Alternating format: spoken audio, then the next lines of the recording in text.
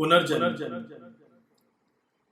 जन्म और मृत्यु का बंधन, the cycle of life and death, 84 का फेरा।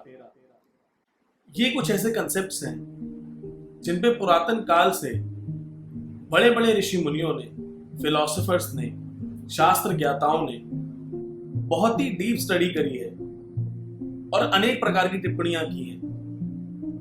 अलग अलग धर्म में इसकी अलग अलग व्याख्या है।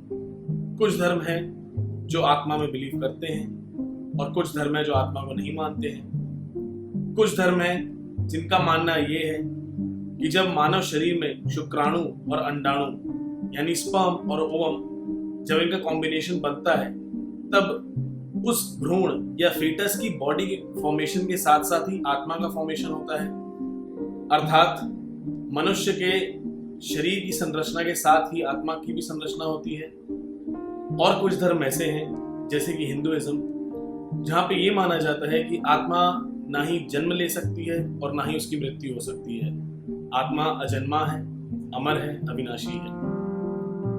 माता के गर्भ में जब भ्रूण यानी कि फीटस का फॉर्मेशन होता है, उसी समय एस्ट्रल वर्ल्ड में बहुत से सोल्स उस बॉडी की तरफ रश करते हैं, उस बॉडी की तरफ आतुर हो जाते हैं। उनमें से जो भी सोल सबसे पहले डिसाइड करती है कि वो उस परिवार में उस व्यक्ति के शरीर को धारण करेगी, उस परिवार में जन्म लेगी, उसी समय डिसाइड हो जाता है कि कौन सी आत्मा किस शरीर को धारण करेगी और समय के साथ वो उस भ्रूण के शरीर में अवतरित होती है और मानव शरीर का विकास होता है। पर ये सारा कंसेप्ट समझने में बहुत डिफिकल्ट नहीं लगता? आज से 7-8 साल पहले जब ये सब बातें मैंने पहली बार धर्मशास्त्रों में पढ़ी थी और अपने पिता के मुख से सुनी थी तो मुझे भी बहुत ज्यादा कंफ्यूजिंग लगी थी। लेकिन उसके बाद जब रिसर्च करी, आत्म मनन चिंतन किया, तो ऐसा महसूस हुआ कि सब उतना डिफिकल्ट है नहीं जितना कि इन्हें बना दिया गया है। Hello friends, my name is Jatin Anand and welcome back to my channel the Avdhoot Anand. तो आइए आज डिस्कशन करते हैं जन्म और मृत्यु के बंधन के ऊपर, 84 के फेरे के ऊपर, और ये जानने की कोशिश करते हैं कि क्या पुनर्जन्म होता है और आखिर ये क्यों होता है। दोस्तों, अलग अलग शास्त्र में अलग अलग प्रकार से इस कंसेप्ट को समझाया गया है। बहुत से संतों ने, ऋषि मुनियों ने, वक्ताओं ने इस पे अपने अपने प्रकार से टिप्पणी करी है। लेकिन आज जो मैं आपके साथ शेयर करूंगा ये वह ज्ञान है जो मैंने अपनी छोटी सी स्पिरिचुअल जर्नी में प्राप्त किया है। आत्मा एक प्रकार की ऊर्जा है जिसे हम कॉन्शियसनेस या चेतना भी कहते हैं। बहुत बार लोग कंफ्यूज हो जाते हैं और बहुत से लोगों का मानना है कि कॉन्शियसनेस या चेतना अलग चीज है और आत्मा अलग चीज है। कुछ ऐसे भी हैं जिनका ना चेतना में विश्वास है और ना ही आत्मा में, वगैरह वगैरह। लेकिन मेरे अनुसार आत्मा ही चेतना है। हिंदू धर्म के अनुसार व्यक्ति के अनेकों जन्म होते हैं जिसमें आत्मा बार बार शरीर धारण करती है और उसे त्यागती है। हमारे जीवन में हम जो भी कर्म करते हैं, हमारे आहार, विहार, संस्कार, इन तीनों चीजों के मुताबिक जैसे भी हम कर्म करते हैं उनसे एक बंधन बनता है। हर कर्म का अपना एक प्रभाव होता है और वह प्रभाव हमारी आत्मा या हमारी कॉन्शियसनेस के साथ हमेशा के लिए रहता है। अगर हम कोई अच्छा कार्य करते हैं तो उसका अच्छा प्रभाव होता है या उसका अच्छा परिणाम होता है।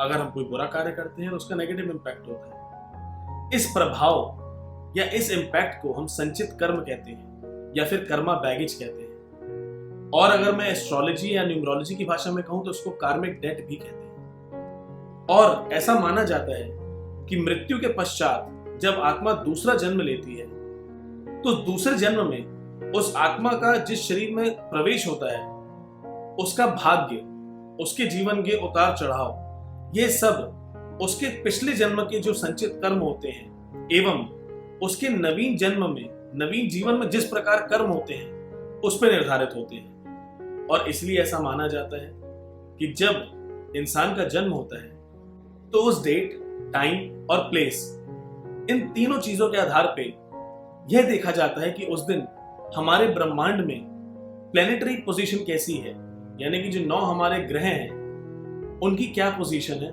और इसके आधार पे उस व्यक्ति की कुंडली बनाई जाती है जो कि उसके जीवन का उसका जो भाग्य है, उसका जो हॉरोस्कोप है, पूरा लेखा जोखा तैयार हो जाता है, क्योंकि ऐसा माना जाता है कि यह सब प्री डेस्टिन्ड है, यह प्रारब्ध पहले से ही निर्धारित हो जाता है और इसका बेस व्यक्ति के संचित कर्म होते हैं।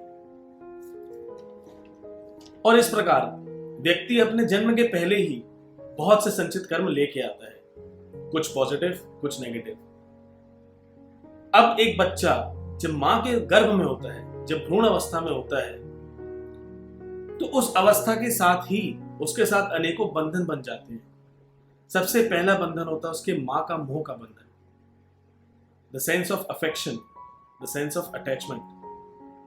जो नाड़ी के साथ एक बच्चा अपनी मां से जुड़ा हुआ होता है, उसकी श्वास, उसका खाना पीना, हर एक चीज का ख्याल उस माता के गर्भ में ही होता है, और इसीलिए सबसे पहले बच्चा अपनी मां को ही पहचानता है। तो यह पहला बंधन होता है जो जन्म के पहले ही व्यक्ति के साथ जुड़ जाता है। इसके बाद जब बच्चे का जन्म होता है तो 5 ज्ञानेंद्रियों का बंधन और जुड़ जाता है।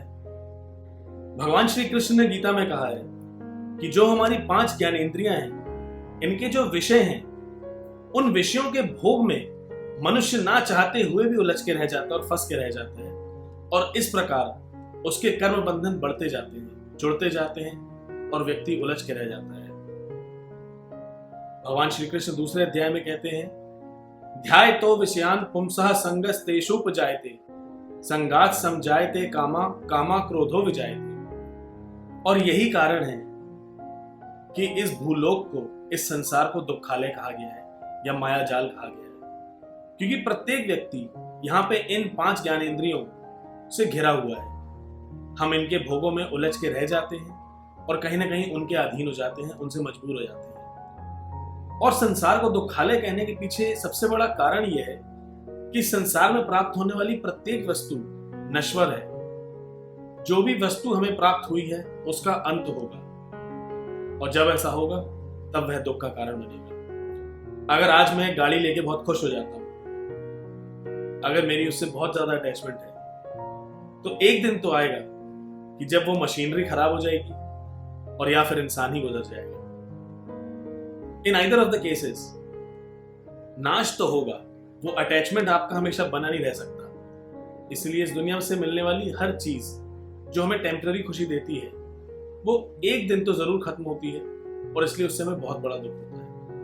अब व्यक्ति जब अपने जीवन में आगे बढ़ता है तो इन ज्ञानेंद्रियों के बंधनों से तो वो मुक्त हो नहीं पाता, बल्कि इनके वशीभूत होके वो बहुत से अच्छे कर्म करता है और बहुत से बुरे कर्म भी करता है। जो अच्छे कर्म करता है वह उसके पॉजिटिव कर्मा में ऐड हो जाते हैं, और जो बुरे कर्म करता है उससे उसके नेगेटिव कर्मा क्रिएट होते हैं। अंततः व्यक्ति कहीं ना कहीं कर्म बंधन में उलझता ही जाता है और उसका कर्मा बैगेज और ज्यादा भारी होता जाता है और बढ़ता जाता है। और दोस्तों, यही जीवन और मृत्यु का बंधन है। इस बंधन से मुक्त होने का एक ही उपाय है कि हमें अपने कर्म बंधन से मुक्त होना पड़ेगा। हमारा जो संचित कर्म है, हमारे जो कर्मा बैगेज हैं, जब तक वो न्यूट्रलाइज नहीं होंगे, जब तक वो नलिफाइड नहीं होंगे, जब तक वो जीरो नहीं हो जाएंगे, तब तक हम बार बार जन्म लेंगे, बार बार मृत्यु होगी, और इसी प्रकार ये साइकिल चलता रहेगा।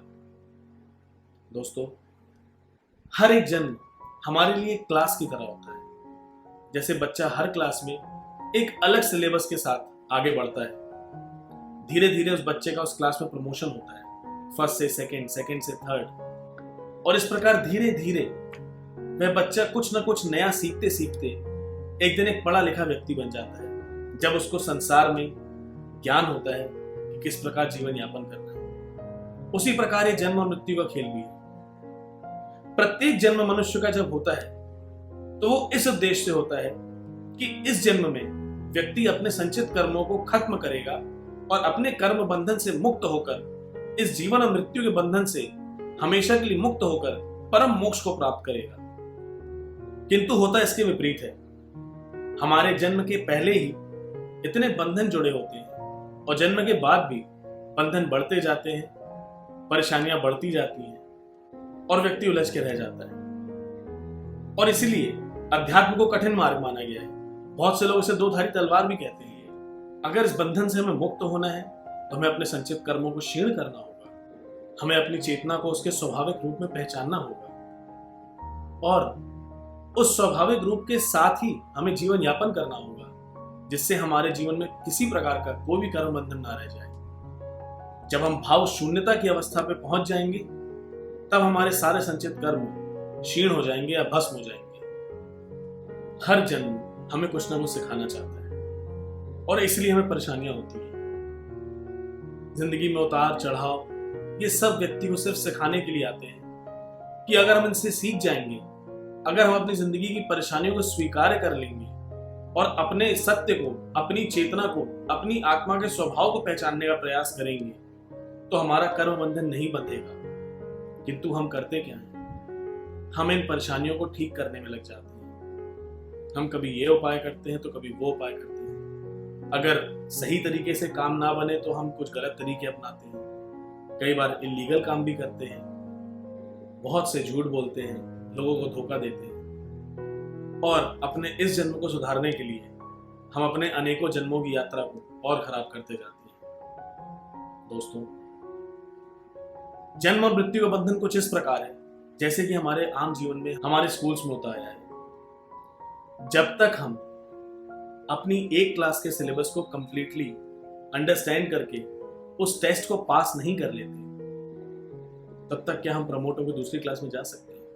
इसीलिए व्यक्ति का बार बार जन्म होता है, क्योंकि जितनी बार आप फेल होंगे उतनी बार दोबारा आपको अपीयर होना पड़ेगा, सेम क्लास में, सेम जन्म में, सेम परेशानियों के साथ।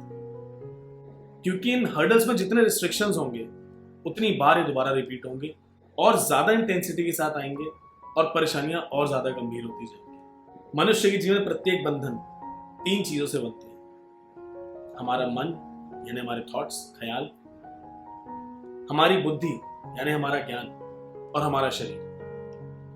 अगर हम इन 3 प्रकार के बंधनों से मुक्त होना चाहते हैं तो हमें अपनी चेतना की ओर अग्रसर होना पड़ेगा। और इसलिए जो हमारी चेतना का तत्व ज्ञान है उसको जानने के लिए अध्यात्म का अनुसरण करना पड़ेगा, वरना बार बार जन्म होंगे, बार बार परेशानियां आएंगी और बार बार मृत्यु होगी। आज के लिए बस इतना ही। बहुत जल्द मिलूंगा एक नई वीडियो के साथ। हमेशा की तरह, अगर आपको आज का भी मेरा वीडियो पसंद आया तो please hit the like button. आपके जो भी फीडबैक है प्लीज कमेंट सेक्शन में मेंशन करें और इस वीडियो को शेयर करें।